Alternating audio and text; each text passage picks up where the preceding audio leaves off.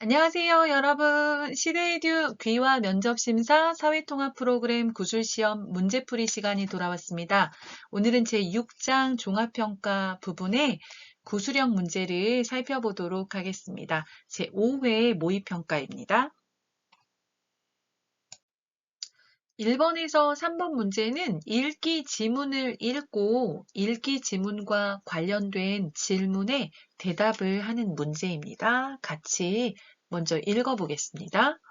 저는 한국에 온 지 1년쯤 된 중국 사람입니다. 저는 지난달에 지금 회사로 이직하게 되었습니다. 전에 다니던 직장은 일도 많고 집에서 멀었기 때문에 출퇴근하기 힘들었습니다. 지금 회사에는 한국 사람들이 많습니다. 그리고 대부분 저보다 연세가 많으신 분들입니다. 저는 그분들과 매일 같이 일하고 식사도 같이 하면서 시간을 많이 보냅니다. 그런데 이야기를 하다 보면 선배들이 윗사람에게 그렇게 말하면 안 된다고 말할 때가 많습니다. 그런 말을 들을 때마다 선배들의 기분이 안 좋아진 것 같아서 마음이 불편해지곤 합니다. 이런 일이 자주 생겨서 그런지 요즘은 선배들과 함께 있는 자리를 자꾸 피하게 됩니다. 한국에서는 대인관계에서 높임말 사용이 중요한데 저는 높임말이 아직도 너무 어렵습니다. 한국어 수업 시간에 높임말을 배우기는 했지만 그것으로는 부족한 것 같습니다. 저는 선배들과 잘 지내고 싶은데 어떻게 해야 좋을까요? 자, 한국에 온 지 1년 정도 됐다고 되어 있어요. 그쵸? 이 사람은 1년 전에 한국에 온 거죠. 그리고 중국 사람이에요. 자, 그런데 지난달에 회사를 바꿨어요. 회사를 옮겼어요. 지금 회사로 이직하게 되었습니다. 이직하다는 회사를 옮기다 그 말이죠. 그래서 A 회사에서 B 회사로 회사를 바꿨어요. 옮겼어요. 이직하게 되었어요. 전에 다니던 직장은 일도 많고 집에서 멀었기 때문에 출퇴근하기가 힘들었다. 그러니까 이전에 다녔던 직장은 일이 많아요. 집에서 멀어요. 그래서 힘들었어요. 그리고 지금 회사는 어때요? 지금 회사에는 한국 사람이 많이 있다고 해요. 한국 사람들이 많이 있고, 그리고 이 한국 사람들이 어떠냐면 대부분 저보다 연세가 많으신 분들입니다. 나보다 나이가 많다. 그 얘기죠. 저보다 나이가 많은 사람들이 많은 회사에 다니고 있어요. 근데 그분들하고 매일 같이 일도 하고 식사도 하면서 시간을 많이 보내고 있어요. 근데 이야기를 하다 보면 그 회사의 선배들이 어떻게 말하냐면 윗사람에게 그렇게 말하면 안 돼요 라고 말하는 거죠. 자, 이런 말을 들을 때마다 나 때문에 선배들의 기분이 안 좋아진 것 같아서 내 마음이 어때요? 불편해져요, 불편해져요, 불편해지곤 합니다. 즉, 동사 곤하다는 어떤 것이 반복되는 걸 말해요. 그래서 그런 상황이 자꾸 생기는 거죠. 자, 이런 일이 자꾸 생겨서 그런지 요즘은 선배들과 함께 있는 자리를 자꾸 피하게 됩니다. 함께 있으면 내가 또 실수를 할 수 있으니까 같이 있지 않으려고 노력한다는 거죠. 자, 그러면서 나오는데요. 한국에서는 대인관계, 인간관계에서 뭐가 중요하다? 높임말 사용이 중요하다. 그런데 이 사람은 어때요? 높임말이 아직도 어렵습니다. 이렇게 말하고 있어요. 자, 배우지 않았어요? 아니에요. 배웠어요.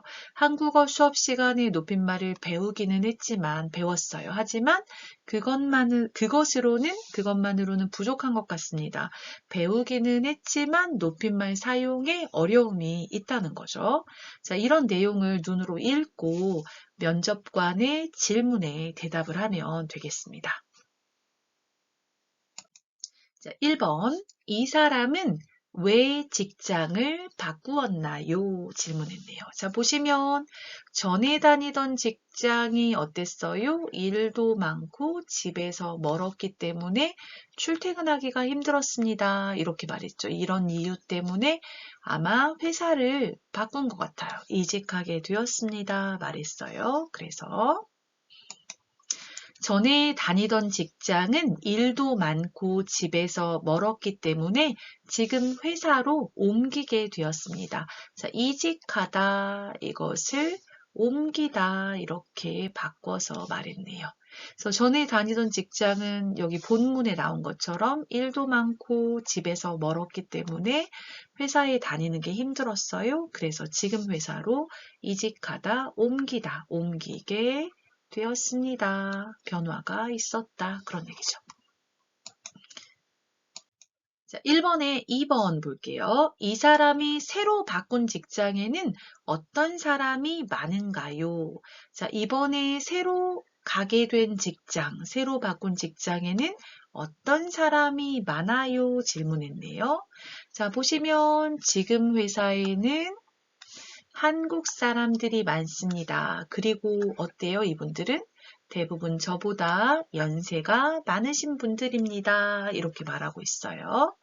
그래서 한국 사람들이 많은데 이 사람보다 연세가 많으신 분들이 대부분입니다. 이렇게 대답하면 되겠습니다. 누가 많아요? 한국 사람들이 많고 이 사람보다 나이가 많다, 연세가 많으신 분들이 대부분이다. 이렇게 말하면 되겠습니다.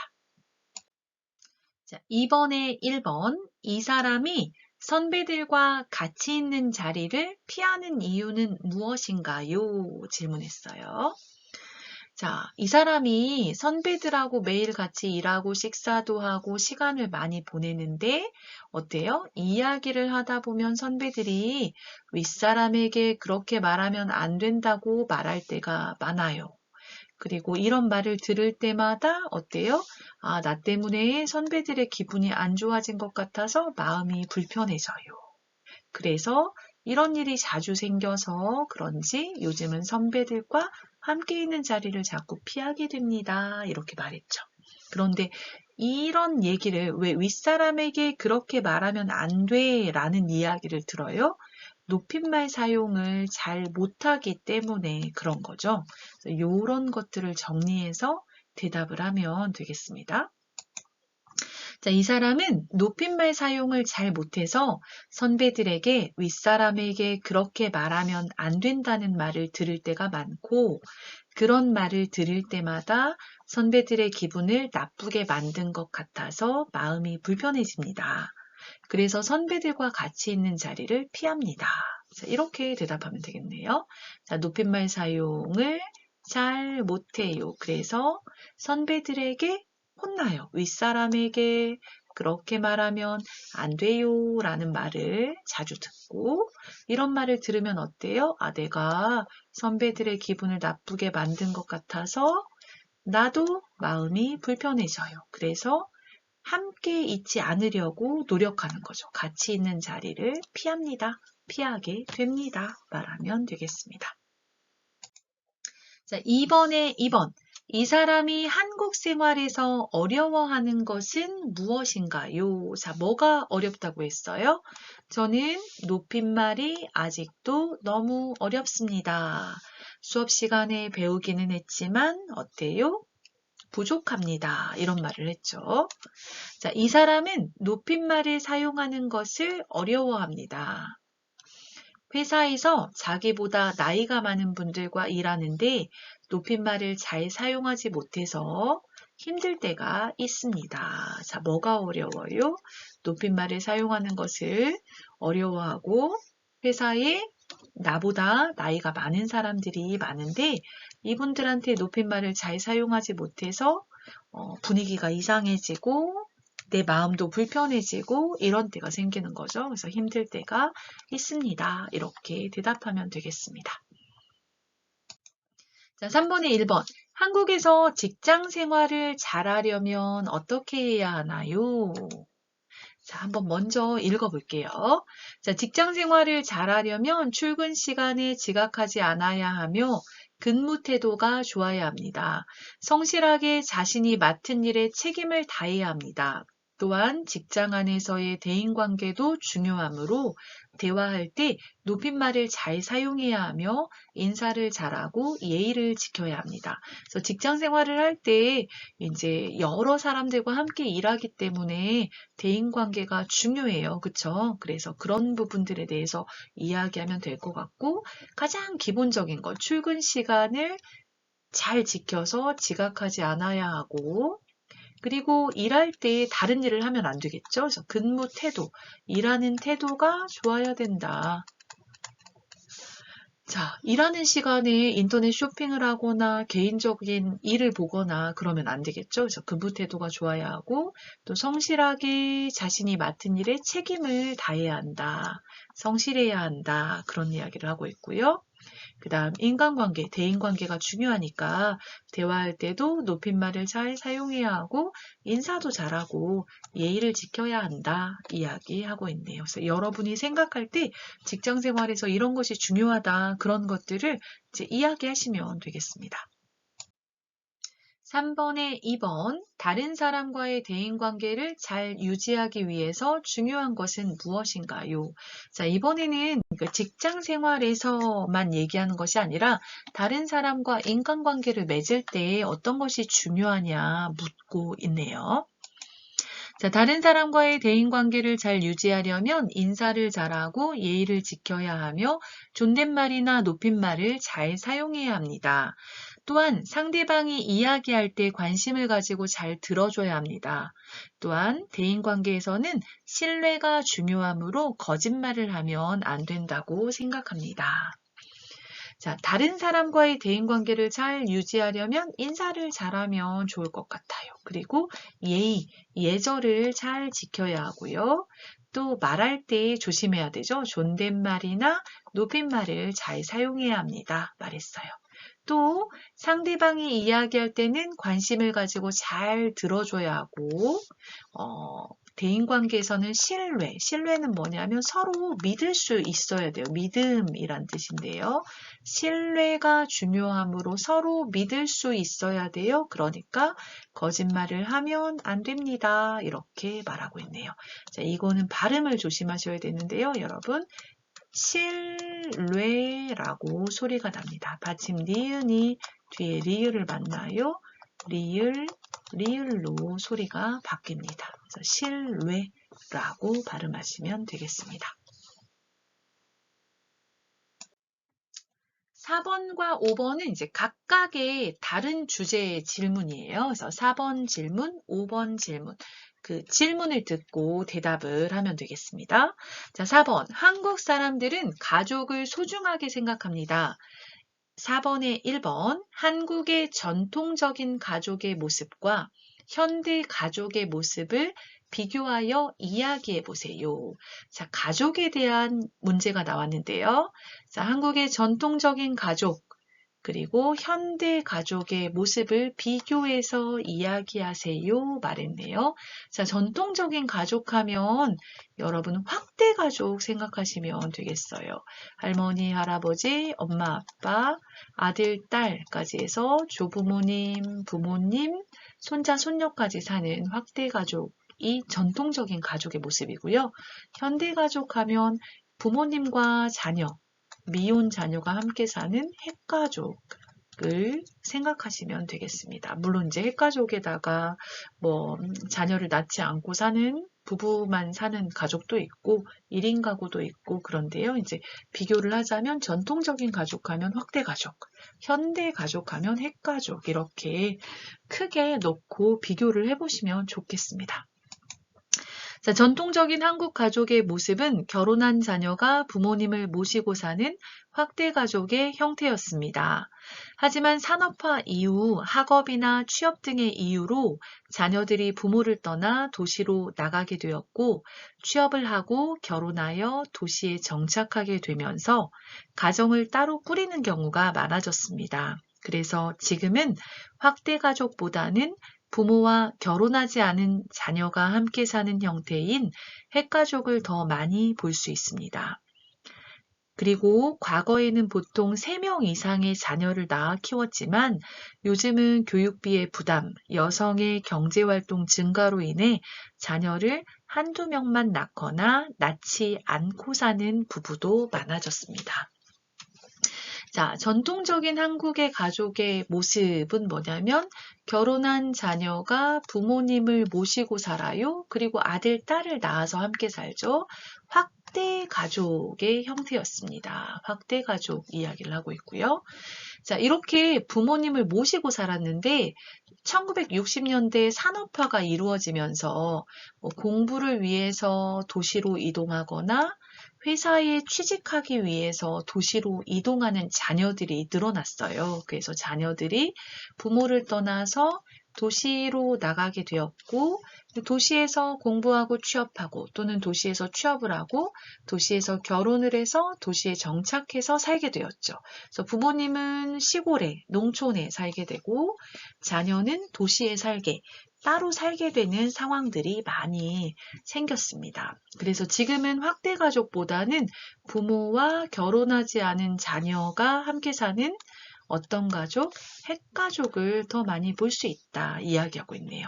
그리고 과거에는 보통 3명 이상 자녀를 낳았는데 요즘은 교육비가 너무 많이 들고 또 여성도 경제 활동을 해요. 회사에 다니면서 돈을 벌고 남편과 아내 둘 다 맞벌이로 일하고 있죠. 그러면서 자녀를 1명 또는 2명만 낳거나 아니면 아예 자녀를 낳지 않고 사는 부부도 많아졌고 또 1인 가구도 증가하고 있죠. 혼자 사는 1인 가구도 증가하고 있어서 과거에는 확대 가족의 모습, 지금은 핵가족의 모습을 하고 있다. 이렇게 이야기하시면 되겠고 그것의 특징에 대해서도 시간이 있으면 이야기하셔도 좋을 것 같습니다. 자, 4번에 2번 보겠습니다. 땡땡씨 고향의 가족의 모습과 한국의 가족의 모습을 비교하여 이야기해 보세요. 자, 여기서는 이제 여러분 고향의 가족의 모습 그리고 현대 한국 가족의 모습을 비교해서 이야기하면 되겠습니다. 자, 현대 한국의 가족의 모습은 예전과 달리 부모님과 결혼하지 않은 자녀가 사는 핵가족의 형태가 많습니다. 또 결혼을 해도 아이를 낳지 않고 부부만 함께 사는 가족, 결혼하지 않고 혼자서 사는 1인 가구도 많아지고 있습니다. 하지만 우리 고향은 예전의 한국처럼 결혼한 아들 부부가 부모님을 모시고 자식을 5명에서 6명 정도 낳고 사는 확대 가족이 많습니다. 그래서 저는 처음에 한국에 와서 결혼한 아들이 부모님과 함께 살지 않는 모습을 보고 좀 이상하다고 느꼈는데 지금은 여러 가지 모습의 가족이 있다는 것을 이해하게 되었습니다. 자, 현대 한국 가족의 모습은 부모님과 결혼하지 않은 자녀가 함께 살아요. 핵가족의 형태가 많죠. 그리고 또 결혼을 한 후에 아이를 낳지 않고 부부만 사는 가족도 있고 결혼하지 않고 혼자 사는 1인 가구도 많아지고 있어요. 그렇죠? 자, 이런 것들을 이야기하면서 우리 고향은 여러분 나라가 어떤지 이야기하면 되겠습니다. 비슷한지 또는 다르면 어떤 점이 다른지 이야기하면 되겠습니다. 자, 예전의 한국처럼 결혼한 아들 부부가 부모님을 모시고 자식을 5, 6명 정도 낳고 사는 확대 가족이 많습니다. 우리 고향은 아직 확대 가족이 많다. 그래서 한국에 처음 와서 보고 함께 살지 않는 모습을 보고 이상하다고 느꼈는데 이제 지금은 여러 가지 모습의 가족이 있다는 것을 이해하게 되었다. 이렇게 얘기하면 되겠네요. 나라마다 좀 다르더라고요. 어떤 나라에서는 막내 아들이 부모님을 모시고 산다. 그런 나라도 있더라고요. 그래서 여러분 나라에서는 어떤 모습, 어떤 형태의 가족이 있는지 이야기하시면 되겠습니다. 자, 5번. 한국 국민들에게는 지켜야 할 의무가 있습니다. 5번에 1번. 한국의 국민들이 지켜야 하는 국민의 4대 의무에 대해서 말해보세요. 자, 5번에는 이제 의무 이야기가 나왔네요. 그 심화 부분에 나오는데요. 국민의 4대 의무에서 4가지 의무가 나오죠. 그것을 설명하시면 되겠습니다. 자, 한국 국민의 4대 의무에는 납세의 의무, 국방의 의무, 교육의 의무, 근로의 의무가 있습니다. 납세의 의무는 세금을 내야 하는 의무이고, 국방의 의무는 나라를 지켜야 하는 의무입니다. 교육의 의무는 자녀가 있을 경우 초등학교와 중학교까지의 의무 교육을 반드시 시켜야 하는 의무를 말합니다. 마지막으로 근로의 의무는 일할 능력이 있는 국민은 능력 안에서 정당한 근로를 할 의무가 있다는 것을 말합니다. 자, 한국 국민의 4대 의무 하면요. 납세의 의무, 국방의 의무, 교육의 의무, 근로의 의무 이렇게 4가지가 있습니다. 자, 납세의 의무는 세금을 납부하다, 세금을 내다 그 말이에요. 그래서 세금을 내야 하는 의무이고요. 자, 국방의 의무는 나라를 지키다, 나라를 지켜야 하는 의무이고요. 교육의 의무는 부모는 자녀에게 초등학교와 중학교까지 초등학교 6년, 중학교 3년 해서 9년 동안은 꼭 교육을 시켜야 돼요. 그래서 의무 교육 기간이 있죠. 의무 교육을 반드시 시켜야 하는 의무를 말합니다. 그리고 마지막 근로의 의무는 근로가 일하다 그런 의미거든요. 그래서 일할 능력이 있는 국민은 뭐 해야 된다? 능력 안에서 정당한 근로를 할 의무가 있다. 일할 수 있는 능력이 있는 사람은 일을 해야 된다. 그런 이야기입니다. 그래서 국민의 4대 의무하면 납세의 의무, 국방의 의무, 교육의 의무, 근로의 의무가 있고 국방의 의무도 남자에게만 있는 게 아니라 모든 국민에게 있는 의무예요. 남자, 여자 모두에게 있는 의무입니다. 네, 그것까지 이야기하셔도 좋을 것 같습니다. 자, 5번에 2번. 한국 국민들은 왜 국민의 4대 의무를 지켜야 할까요? 4대 의무의 중요성에 대해서 말해보세요. 자, 의무를 지켜야 하는 이유를 말하면 되겠네요. 자, 국민의 4대 의무는 한국 국민으로서 당연히 해야 하는 일이기 때문에 꼭 지켜야 합니다. 의무를 다하지 않으면 사회가 혼란에 빠질 수 있습니다. 국민들이 세금을 내지 않으면 정부가 나라를 운영할 돈이 없어질 것이고, 국방의 의무를 지키지 않으면 나라의 안전이 유지될 수 없습니다. 교육의 의무를 지키지 않으면 자녀들이 교육을 받지 못하기 때문에 자녀의 미래뿐만 아니라 국가의 미래도 없다고 생각합니다. 또한 아무도 일하지 않으면 나라의 사회와 경제가 멈춰 나라가 망하게 될 것입니다. 그리고 의무를 지켜야 나에게 주어지는 권리도 주장할 수 있다고 생각합니다. 그래서 의무를 다하는 것은 중요합니다. 자, 국민의 4대 의무는 한국 국민이면, 대한민국 국민이면 당연히 해야 하는 일이다. 먼저 이렇게 말하고 있고요. 자, 의무를 다하지 않으면 우리가 사는 국가, 사회가 혼란에 빠질 수 있다. 혼란스러워질 수 있다. 이야기하고 있어요. 그래서 예를 들어서 세금을 내지 않아요. 납세의 의무가 있는데 세금을 내지 않으면 정부가 나라를 운영할 때 세금을 사용해요. 그쵸? 근데 나라를 운영할 돈이 없어서 뭔가 곤란해질 수 있고요. 자, 국방의 의무, 나라를 지켜야 되는데 이것을 지키지 않으면 나라의 안전이 유지될 수가 없고 또 교육의 의무를 지키지 않으면 자녀들이 교육을 못 받게 돼요. 그쵸? 그래서 이렇게 교육받지 못하면 자녀의 미래, 장래도 문제가 생기지만 전체적으로 볼 때 국가의 미래에도 문제가 생긴다고 볼 수 있죠.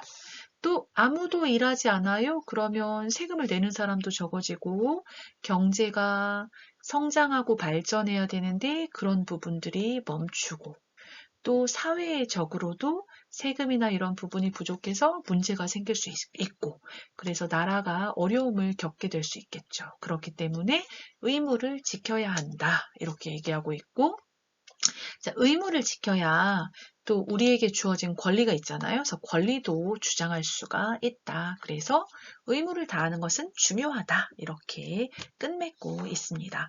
그래서 여러분이 4대 의무가 뭐뭐뭐가 있는지 기억해 보시고 어떤 의미인지 그것도 기억하셔야 되고 왜 의무를 다해야 하나 이런 부분에 대해서도 한번 생각해 보시고 정리하시고 있다가 이런 문제가 나오면 대답하시면 되겠습니다. 자, 오늘은 귀화 면접심사 종합평가 마지막 5회 문제를 한번 살펴보았습니다. 종합평가 준비에 도움이 되었다면 좋아요 꼭 눌러주시고요. 구독도 꼭 눌러주세요. 여러분 끝까지 열심히 들어주셔서 감사합니다. 시험 잘 보세요.